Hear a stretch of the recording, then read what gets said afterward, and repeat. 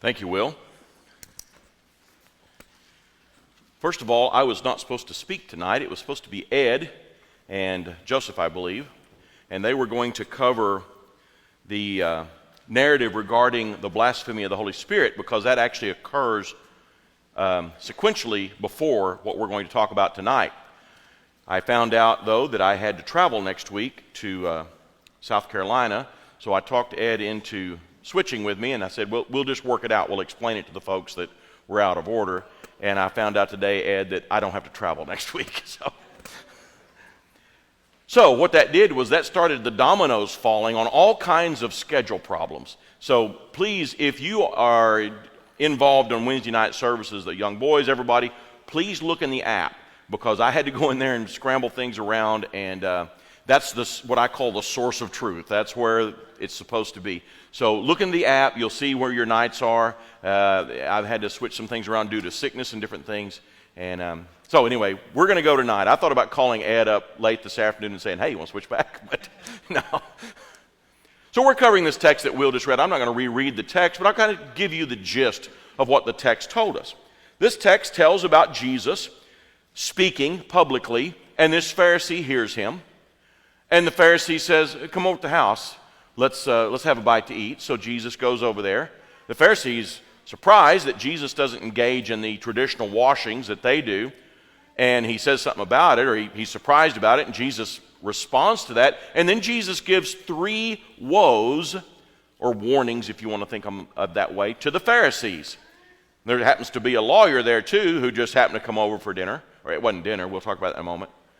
And he says, hey, well, what about me? And Jesus gives them 3 woes, or 3 warnings. So you got these 3 warnings to these Pharisees and these 3 warnings to these lawyers, nested in this environment where Jesus has gone over to have a meal at their house. And so that's what we're going to talk about this evening. And I've got the text up there on the screen, but we will not reread that because Will did a great job of reading that for us. I believe this took place in or near Capernaum. I'll not go through all the details of how I constructed that. But the book of Luke, where we're drawing this from, is a section of text that's there for a couple of chapters. There's a bunch of collection of teachings. And if you put them in order with this blasphemy of the Holy Spirit and other anchor points that you can anchor, it looks very much like that Luke's narrative in this part of Luke is a series of events that for the most part takes place up in Galilee. And so I believe it was in or near Capernaum. Could have been one of the other cities in that area, but I think it's probably near Capernaum, which means that if you'll remember the last time I spoke, we talked about this synagogue in Capernaum. It's quite likely that the Pharisee had seen Jesus in and around this synagogue. Jesus made a habit of going to this synagogue. This was the synagogue in Capernaum. Jesus went there. It was his practice to go there. He taught there. The Pharisee would have seen him there. And you may be thinking of other occasions where Jesus intersected with Pharisees and scribes coming as spies. We'll talk about that in a moment.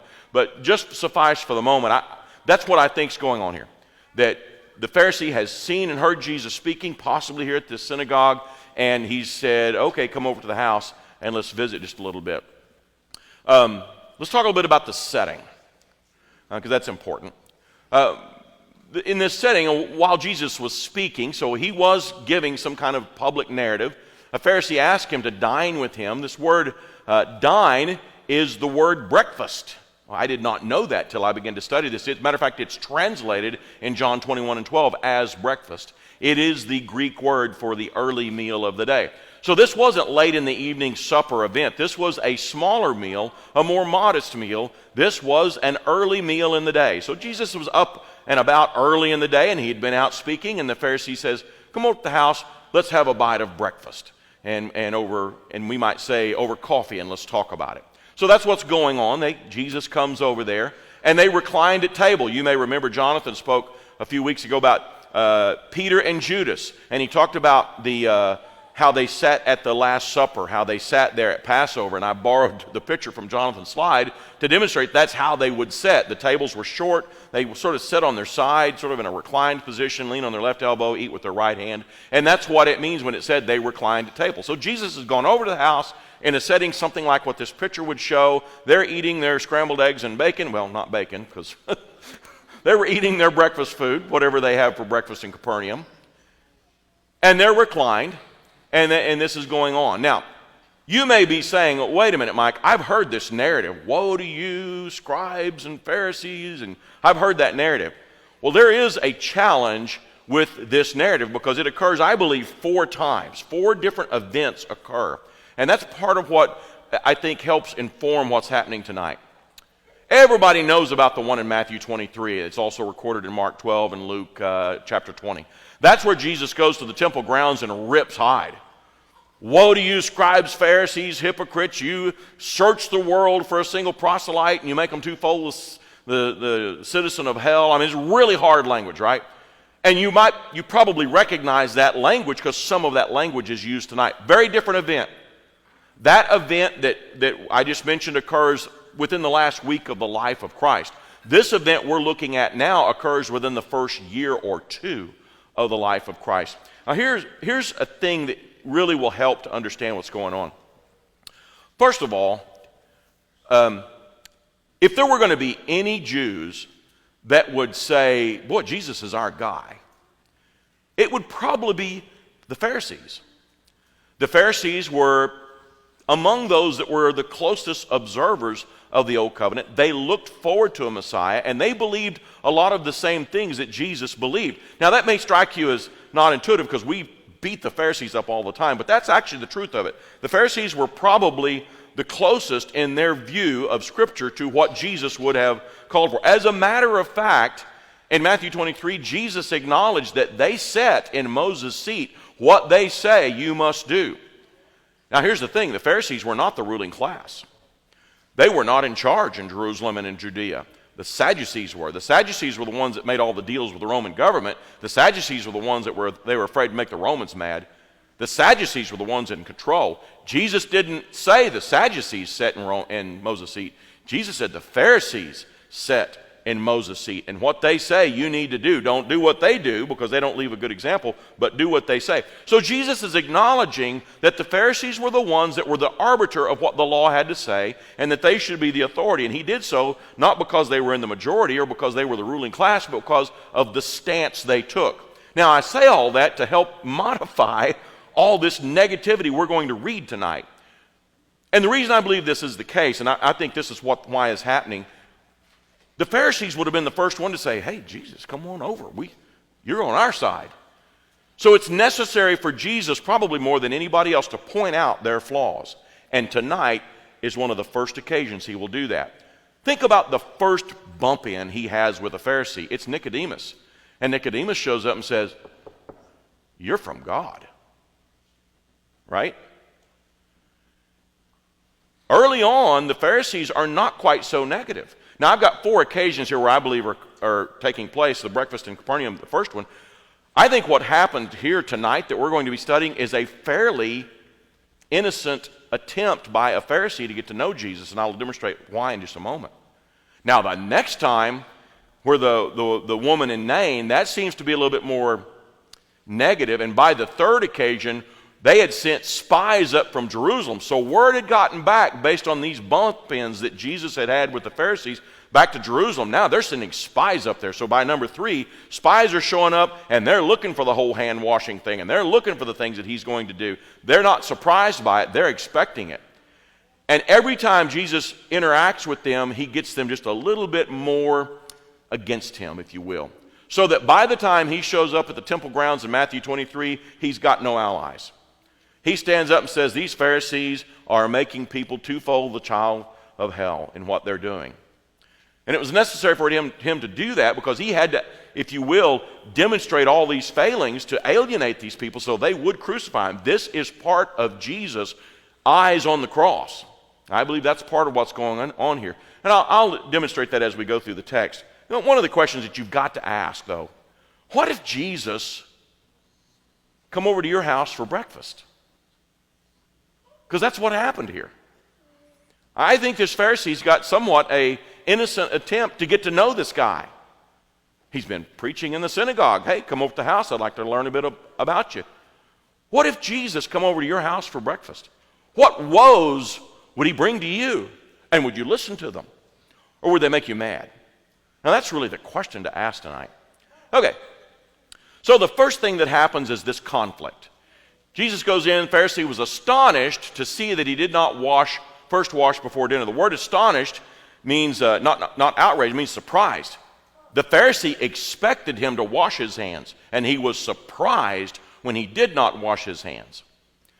That is not the action of a guy that's somehow setting a trap. That's the action of a guy who expected Jesus to come over and follow their traditions. I don't see a trap going on here. I see a guy that invited Jesus over to learn a little bit more about him. Now, to this whole washing of the hands. Kids, Silas, this does not mean that you don't have to wash your hands before you eat.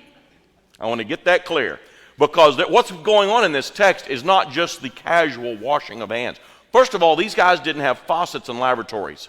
So you and I have a whole mindset of washing your hands like you're going over to the sink, put your hands in a lavatory and wash them, right? That's not what's happening here. Not at all. The Pharisees had a whole tradition that involved 6 or 7 iterations of immersing their hands in water, rubbing them this way, rubbing them that way, doing it, and then doing it again and doing it again. As a matter of fact, the word wash is the word baptize. It was not just washing for cleanliness, it was a ritual. And Luke is careful to use a word that indicated some concept of ritual to describe it. Jesus may well have washed his hands for sanitary purposes. What the Pharisee, and that's not what's being talked about, what the Pharisee was surprised at is that Jesus did not engage in the ritual washing of hands. Dip the hands 6 times and say, Mother, may I, and all the things they have to do. I went and read it in the Mishnah, and it's very complicated. There's a whole thing that they did, right? It's this whole thing. Well, they drew this from the old law, Leviticus chapter 15, verse 11. They read this a long, long time ago, and I'll just read the text real quick. Anyone with whom the discharge touches without having rinsed his hands in water shall wash his clothes, bathe himself in water, and be unclean until the evening. They read that and said, well, you never know. We may have touched something through the day. So, and I'm sure somewhere along the way somebody said, hey, maybe I did, maybe I didn't. I don't know. What do I do? And so they began to establish traditions that you just always wash your hands to be safe. This is called in Latin stare decisis. And I use that word because I can't pronounce the Jewish word for it. In the book of Yadaim, chapter 1, verse 1, is the discussion, this is part of the Mishnah, the book of traditions, the discussion on how to do this and why it's done. And it is their stare decisis. That term, if you don't recognize that term, if you're a political junkie like I have been in my past, I'm not anymore, it's not worth it, but I always love to watch the debate that goes on during the approval of the Supreme Court justices. It's a fascinating debate. Get rid of all the political noise and listen to the legal debates. One of the best ones, you can't hardly even find it if you wanted to find it, is a debate between our current president, Joseph Biden, and Justice Thomas, whatever his name is. And it was before all the noise happened about him being appointed. They were debating the subject of stare decisis and natural law and what role those things play in our legal system. Fascinating debate. Well, stare decisis basically says that when a court rules on a matter of law, that ruling itself becomes part of the law. It has been decided. You might recognize the phrase Roe v. Wade, and everybody fights about that, and it's, in my opinion, is a horrible ruling. That is stare decisis. The court has decided that issue, and it currently stands as law. The Pharisees had this. They had a different word for it, but they had this. As they would get issues that would come up in the Judaistic economy of law, things would come up. Somebody would say, hey, I don't know if I touched something unclean or not. What should I do? And the boys get together, they work it out, and they think and they do a deal, and they wrote it down into their book, and it became a decided matter. This washing of hands was one of those issues, a decided matter. Okay. Jesus, in not doing it, demonstrated that stare decisis is not authoritative in the Old Covenant. He knew that he hadn't touched anything unclean. So there was no need for him to go through any kind of ritual that the Old Testament might have inferred. He didn't. But that's not really what he points out here. As he begins to work through this, he uses this as a way to demonstrate one of their problems. Because here's the problem. They had become so focused on this detail that they begin to miss the bigger picture. And that's really the theme for all 6 of these woes. All of these woes he's going to talk about are built on the platform of this concept. You lose the forest for the trees. You lose the big picture because of these little details. And that's what happens here. And so let's see. Oh, by the way, there's this one guy. We talk about hills to die on. That's not a hill to die on. There's this guy named Akiba, I believe is how you say his name, that died of thirst because there was no water available for him to wash his hands, and he refused to drink. Drink what? I'm not sure, but this is recorded in the Talmud, and this guy is held up in the Jewish system of faith as a great hero of faith because he stubbornly would not drink water and died of dehydration because he could not wash his hands. And they championed this guy. I read some of the writings. They loved this guy because he was so strict. He wouldn't drink the water, without first washing his hands, and apparently there was not the logistics available for him to wash his hands, and so the guy dies. Now, whether that's true or not, I don't know. It's recorded in the Talmud as a fact. So that gives you an idea of how stern they were about these decided matters of law. Okay, now I've spent enough time on that. Let's go on. So that's the conflict. The Pharisee is, what? You didn't wash your hands? You didn't do the ritual? Okay. So Jesus replies. The text doesn't tell us that the Pharisee said anything. He just had some sense of astonishment. Maybe his eyes got real big, whatever. But Jesus senses this, and so Jesus replies. The Lord said to him, "Now, you Pharisees cleanse the outside of the cup and the dish, but inside you are full of greed and wickedness. You fools! Did not he who made the outside make the inside also? But give as alms those things that are within, and behold, everything is clean for you." So Jesus identifies the problem here. Problem is, you look good on the outside, but on the inside you're corrupt. In other words, you're over there doing all the stare decisis washing of hands. You got that down, which is fine if you want to do that. Not required, but okay. But you missed the bigger point. You're filthy on the inside. You haven't taken the same attention to clean the inner man, and so instead you're filled with greed and wickedness. He establishes that's the problem. Then he goes to his scriptural argument, and I love this argument. It's something I have noticed a lot more as I get older, and it's something I intend to do some more study on. Over and over and over, prophets of God, beginning with Jesus and the apostles and others, call to the created order for their authority. And that's what Jesus does here. Listen to what he says. You fools, did not he who made the outside make the inside also? Jesus asked him, think about creation, Mr. Pharisee.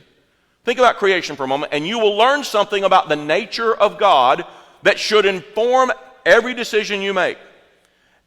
The same God that made the outside of a man made the inside of a man. The same God that made the outside of the cup made the inside of the cup. If the outside matters, certainly the nature of the Creator would tell us that the inside would matter also.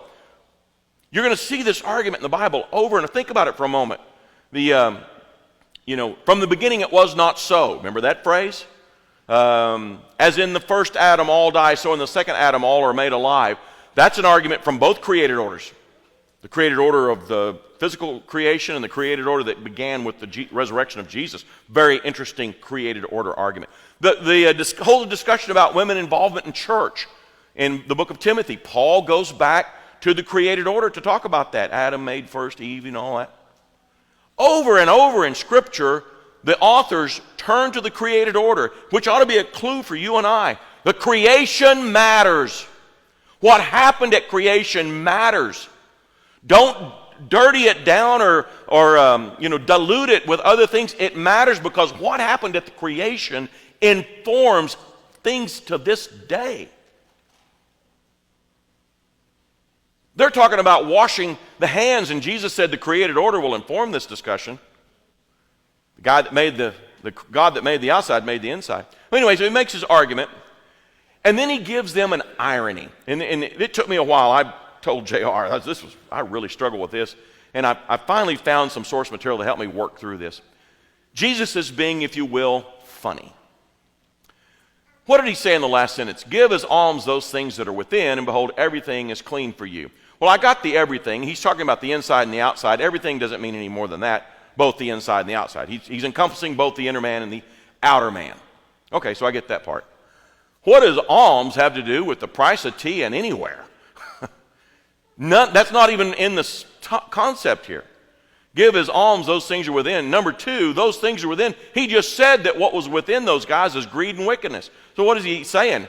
Matt, you're full of greed and wickedness, so give that greed and wickedness to Randy and you'll be fine. Is that what he's saying? I mean, it just doesn't make a lot of sense. No, Jesus is being funny. It's an irony. What he's saying is, let's just assume it's Matt for the moment. Matt, here you are filled with greed and wickedness. What are you going to do? Because real alms, for example, a thing you would do, can only come from inside.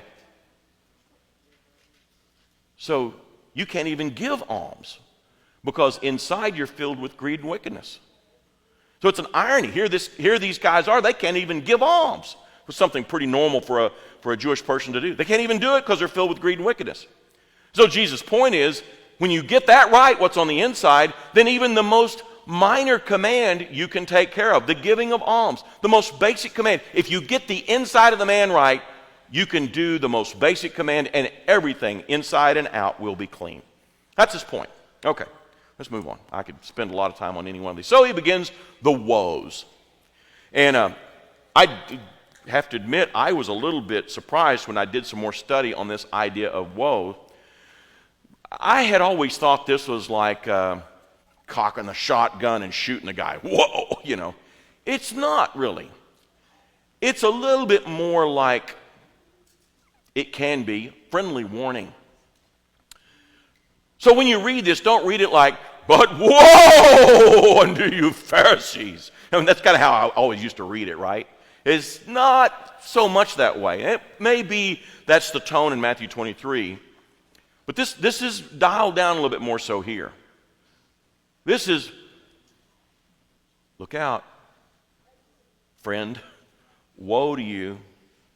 You got a problem. Let me talk to you about your problem. That's sort of the tone I believe that's going on here. So that's the first thing. And these 6 woes, I believe you should read them with that concept.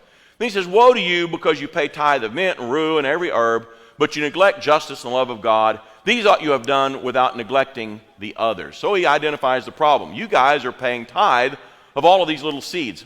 Now, tithe, mint, and rue are little bitty seeds. Little bitty seeds. They're really hard. As a matter of fact, I got a picture of a hand there with these little bitty seeds in it, right? Okay, get this.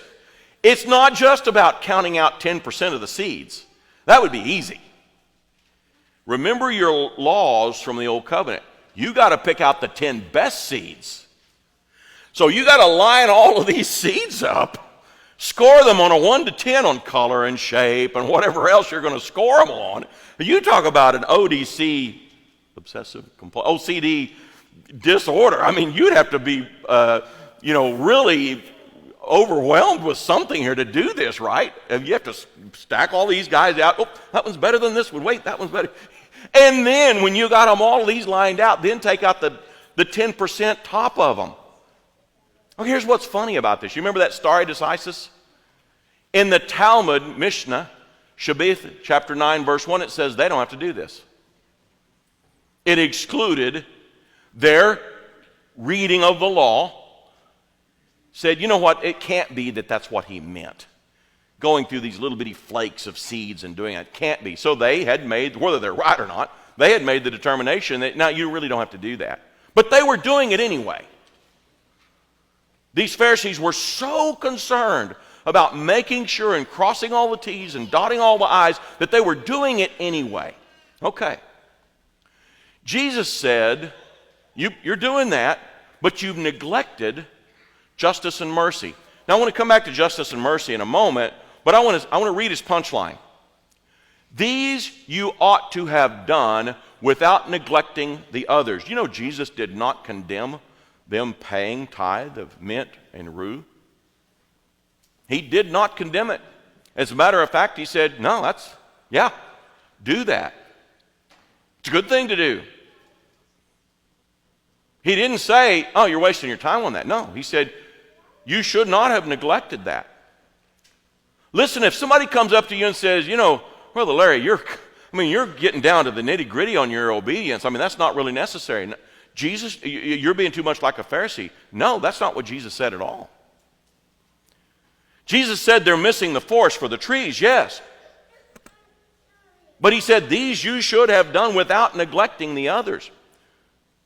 It is never a wrong thing for you and I to be very cautious and careful with our obedience. Never. And it wasn't wrong for them, except for the fact that they had missed the big picture. Now let me talk about the big picture for a moment. Jesus said, you have omitted justice and the love of God. I believe with all my heart that he is referring to Exodus chapter 34. And I believe this happens a couple of times in the life of Christ. And I'll not go through that whole thing, but in Exodus 34, God appears to Moses. And when he appears to Moses, he speaks as he passes by. And the essence of what he says is, I'm God, God of Israel, God of Jacob, I'm God. I hold everybody accountable, even to multiple generations. And I punish every sin. And I'm filled with mercy, and I forgive people even down to multiple generations. Now, any reading of that would say, wait a minute. Is he just and holds everything accountable? Or is he merciful and forgives? Because you can't do both, or at least you and I can't. So God poses at the very birthing of the old law what you might call a conundrum, a problem. That God's nature includes two things that you and I can't seem to work out: justice and mercy. That he holds every sin accountable, yet he is a God that forgives. How can you do both? Either you're guilty and you're held accountable for it, or you're not guilty, or you're guilty and you're forgiven of it, but you can't do both, at least in our way of thinking. Jesus says every reading of the Old Covenant ought to begin with that. That's a fundamental foundation of understanding God's law, that he's both just and merciful. Every stare decisis, every commandment, everything should begin with God's justice and God's mercy. And how does that play out with this command? And they had totally missed it, totally forgotten. And what I'm convinced with all my heart is a person that reads the Old Covenant with those two things in mind as they work through the Old Covenant, where they will end up is at the cross. The only place those two things can be worked out, where sin is perfectly punished, justice is realized, and where God's mercy is perfectly realized in that he forgives mankind. And only at the cross can that take place. It's the only possible solution to those two conflicting things. They weren't doing that, and that's some of the reason maybe they didn't see Jesus for who he was, nor did they see the Messiah for who he should have been. So Jesus points this out, that you're great. You're counting the seeds. That's wonderful. But you're missing the point. So you and I, maybe somebody accuses us of really digging down into the weeds to make sure we obey. Don't let that bother you. But don't miss the big point. Don't miss what matters. The justice of God, the mercy of God, the cross. Don't miss that at the expense of making sure we count all our seeds. Jesus says do them both. That's what he says. Let's look at the second woe. Woe to you, Pharisees, for you love the best seats in the synagogue and greetings in the marketplace. You can just see these guys walking in and slapping somebody on the back and, hey, Charlie, how you doing out in the market, and oh, this is Charlie. Hey, Fred, that's Charlie. He's a big shot. He always sits at the big seat down at church, and you kind of get the picture of what he's painting here. And I have a picture of one. There's actually 3 or 4 different designs for the synagogue that they find from the first century. This is one of them. There was something like a pulpit there in the synagogue, typically, and there were some seats, kind of like we have here, up by the pulpit, the chief seats, and then there were a bunch of bench seats around the outside where most everybody would sit. Jesus in his teachings made it clear when you come into a place like that, you sit in the low seat. Make them make you go sit in the chief seat. That's the essence of Jesus' teaching. And then here he says to these guys, no, you walk in and you go take that seat like you're the boss. You love that seat. And you love it when somebody in the marketplace says, oh, hey, that's Charlie. He sits in the big seat over at the synagogue. Now, he really doesn't call to mind a scriptural command other than the created order is inferred here because God created all man, me and you. And there's no big I and little you going on here. We're all the same in God's creation. No chief seats and cheap seats. So that's inferred in what Jesus is saying. And what he's saying is it's not about you, Charlie, or Fred, Mr. Pharisee. It's not about you. You've made it about you and you're missing the point. It's all about what people see, not what really is going on the inside. It's the same thing he keeps repeating from the other woes.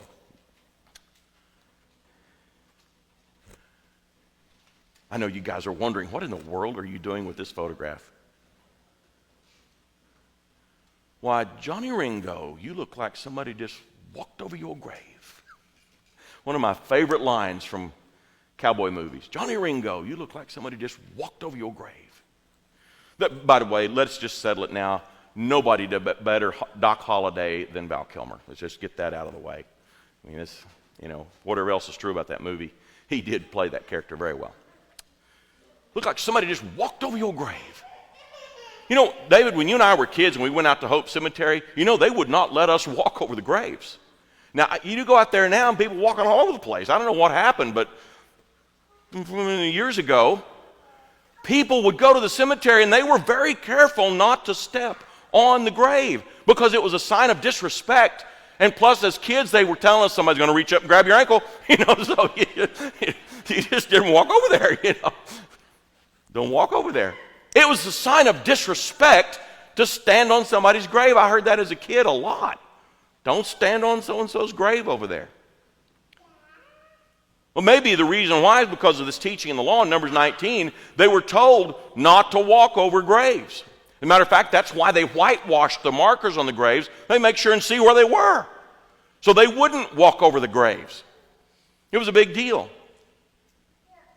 He said, the problem with you Pharisees is you're like graves that nobody's marked. All the corruption and rotted bodies that are in there, and people are walking all around you and they don't see it, and they are becoming unclean, a la Numbers 19 and 16. Your impact on them because they don't see what you really are on the inside. They're just walking along like an unmarked grave. Why, Johnny Ringo, you look like somebody just walked over your grave. I love that line. That's just my favorite line in the movie. Of takeaways, Jesus is saying it's not complicated. Don't be fake. I said, well, Brother Mike, I have to be a little bit fake because I'm not very good on the inside. Then fix the inside, because that's what Jesus is talking about. Fix the inside. Don't be filled with greed and wickedness.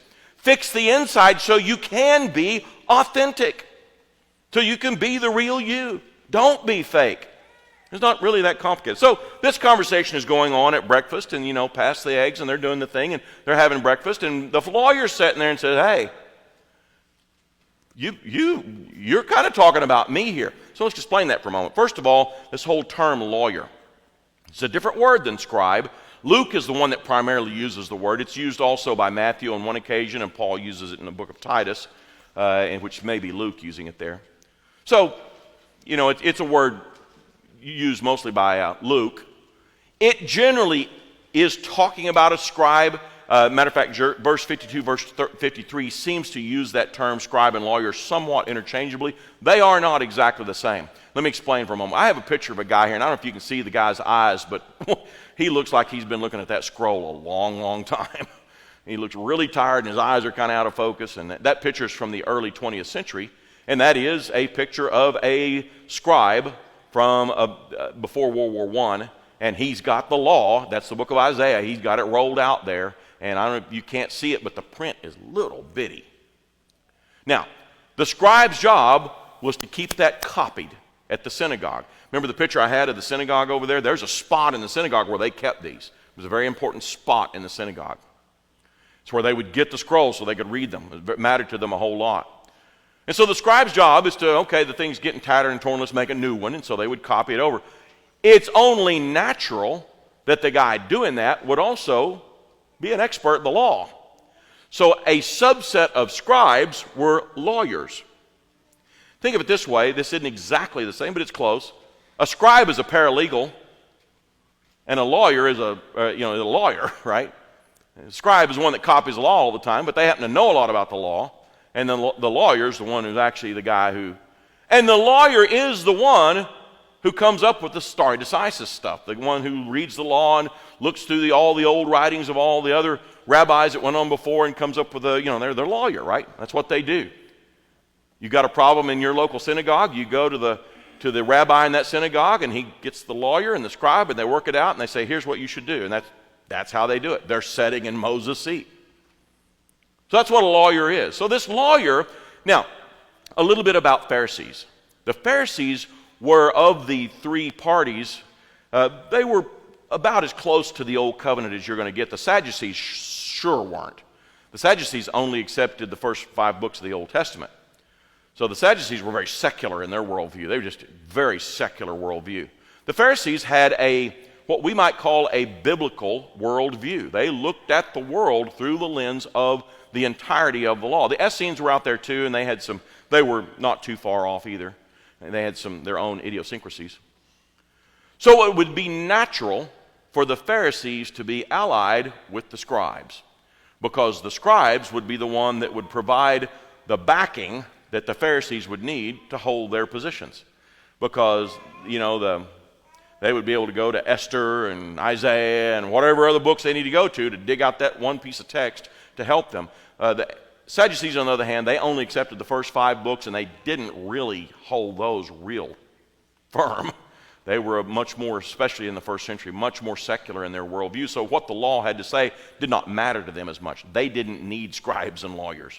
The Pharisees did. So it was natural for the scribes and the Pharisees to be hooked up, and that's why when we read through the New Testament, we almost can't say one without the other, scribes and Pharisees, Pharisees and scribes. They're written together a lot because they were very tight, very, very much together. So this lawyer sitting there, and he says, hey, you're insulting us also.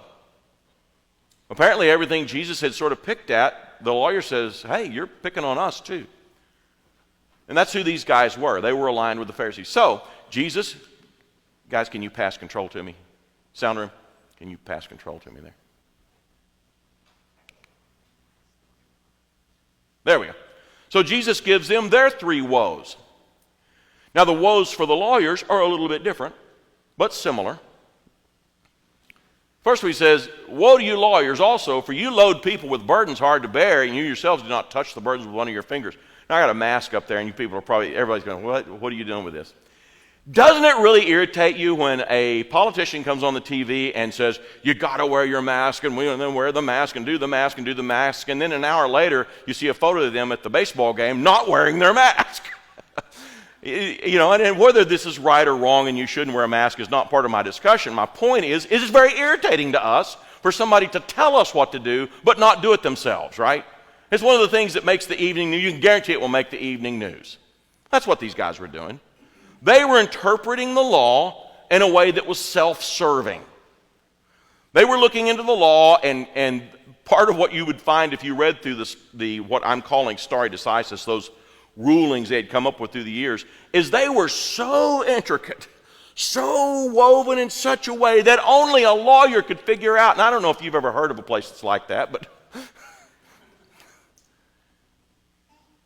our country's kind of that way.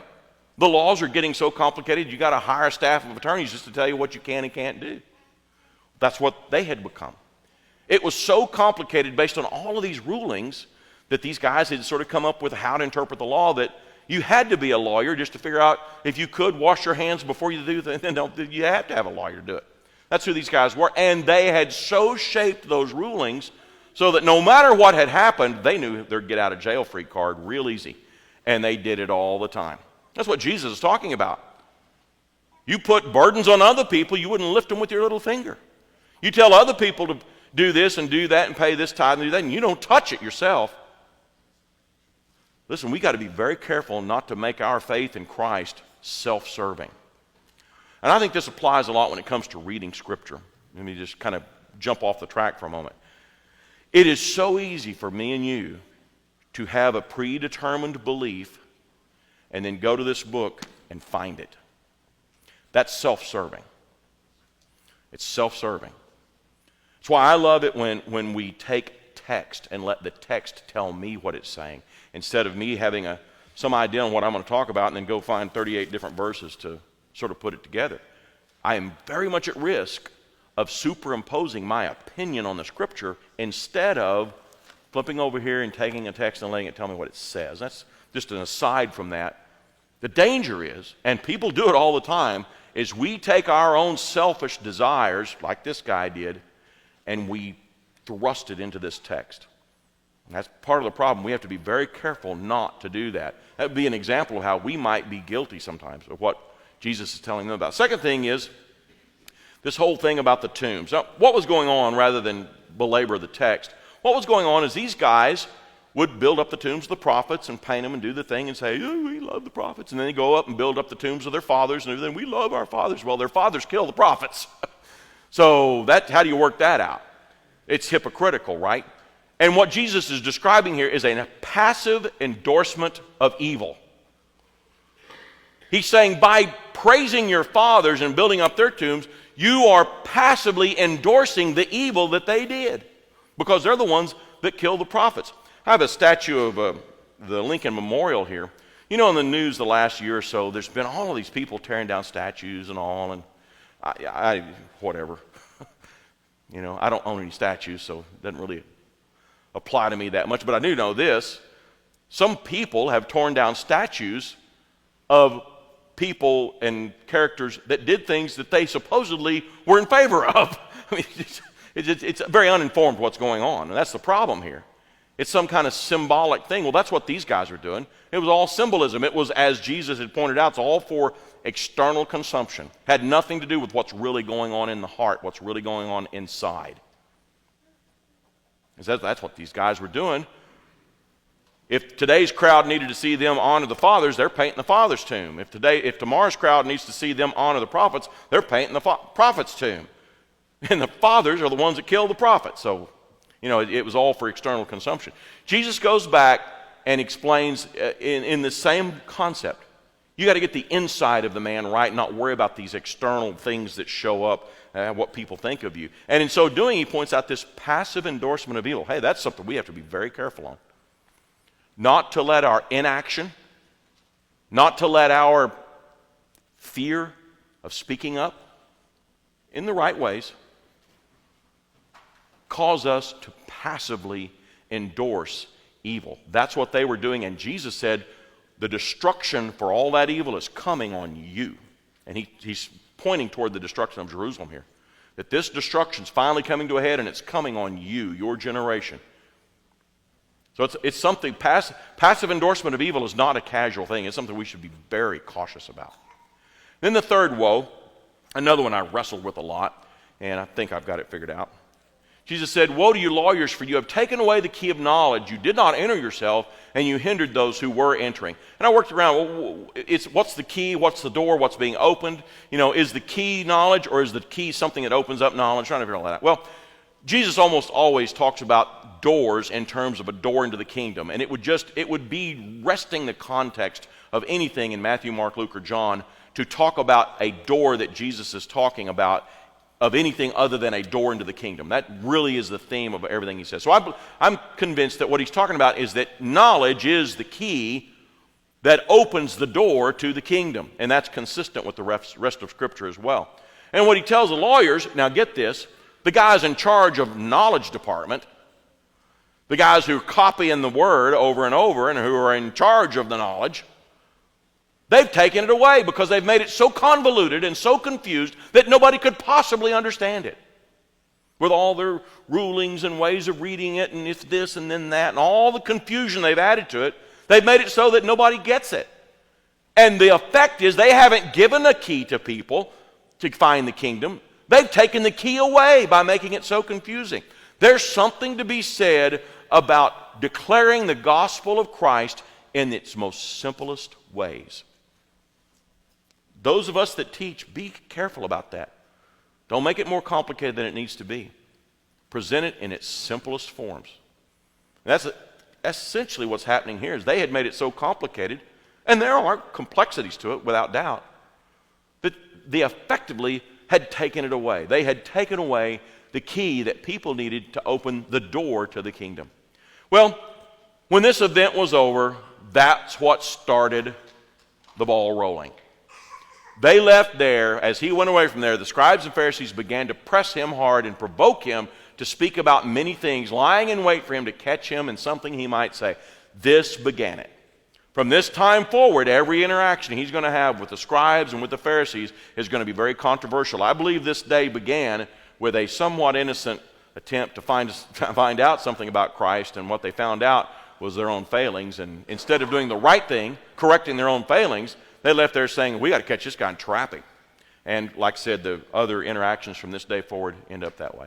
I may have gone a little long. I'm sorry for that. Hope you've enjoyed the study this evening. I hope it's been beneficial to you.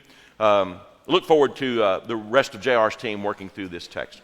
If you need the help of the Lord this evening in any way, like to obey the gospel, to become a part of God's kingdom, we can assist you with that. It's not complicated. It's not. You believe. You repent. Be immersed in water. God will do the rest of the work. He will create you anew. If you need the prayers of the church, if there's any way we can assist you, come forward, have a seat on the front while we sing the song that's been selected.